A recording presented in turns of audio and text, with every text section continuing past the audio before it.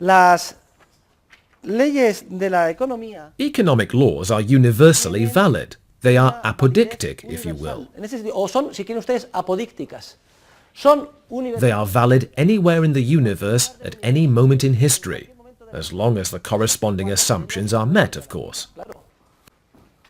We cannot claim that certain economic laws held true in some historical circumstances, but not in others.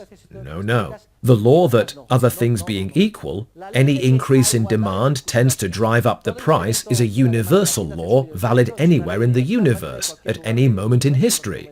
However, that law contains an assumption, other things being equal. I may consider a historical event. I don't know. Maybe I see that in Ireland at a certain time in history, the demand for potatoes increased greatly. And I look at the price of potatoes, and it turns out the price of potatoes did not rise, but fell. Well, the economic law is universally valid. All things being equal, any increase in demand tends to drive up the price. But here I see a historical event that seems to contradict that. I see that the demand rose, but the price dropped. What's going on? Is the law faulty? No, the law came first, and it is universally valid. If I study a specific historical event, and I see that though demand increased, prices did not rise, but instead they fell, then the assumptions are not met in that historical event. What may have happened to cause prices to drop even though demand rose? For example, a good crop may have led to an increase in supply that was more than proportional to the increase in demand. We know the law is universally valid, so if a certain historical event seems to point to contradictory conclusions, it is not that the law is incorrect. Instead, the law will direct us as historians in our search for the historical phenomena that kept the assumptions from being met. So, remember, all economic theories are universally valid. It is also traditionally said that the method of economic science is a method based on methodological individualism.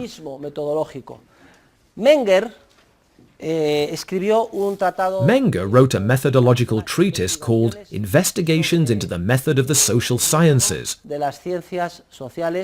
with special reference to economics,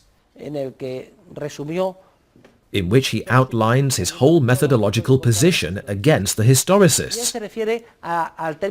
He used the term methodological atomism. I don't like it because it derives from the word atom, which is taken from the world of the natural sciences. What does methodological individualism mean? It means that we must be able to trace all construction of economic theory back to the action of human beings as individuals. In other words, individual human action is the starting point for everything, and it must be the basis for all the economic laws we construct or formulate together. We must always be able to trace them back to individual human action. Human beings are the central focus around which all economic science revolves.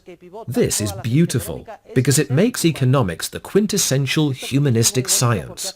Therefore, all the economic laws, or economic pseudo-laws, which in the future you study or read about or see commented on, that are based on aggregates or statistical concepts, laws you are not able to connect with individual human action, beep, beep, beep, red alert! An alarm should sound, because they are most likely erroneous laws that have been formulated based on warped methodology and lead to harmful conclusions.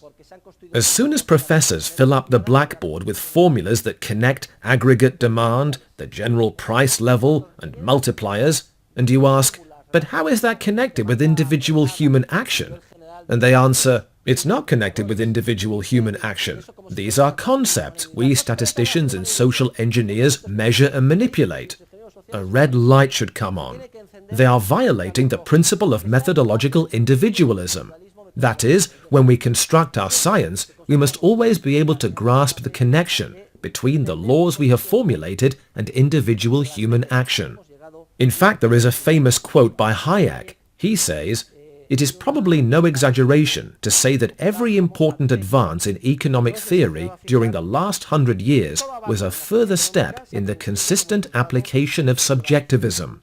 He was right, And indeed, it is when theorists violate the principle of methodological individualism that the gravest errors in our discipline arise.